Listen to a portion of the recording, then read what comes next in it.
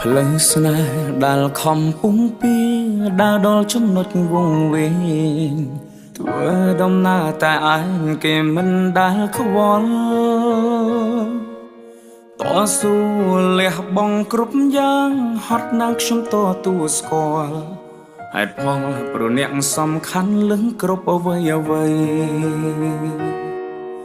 ខ្ញុំតែងទុកគេសំខាន់គេវិញទុកខ្ញុំរំខានពុំពី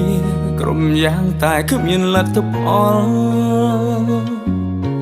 ហត់កាយក៏មិនដែលគិតហត់ចិត្តខ្ញុំមិនដែលខ្វល់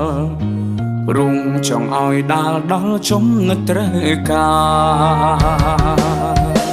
ហើយត្រូវឈឺដល់ណារស់ក្នុងសម្ពាធឯកាបើស្នេហានេះលះបង់តែមកកា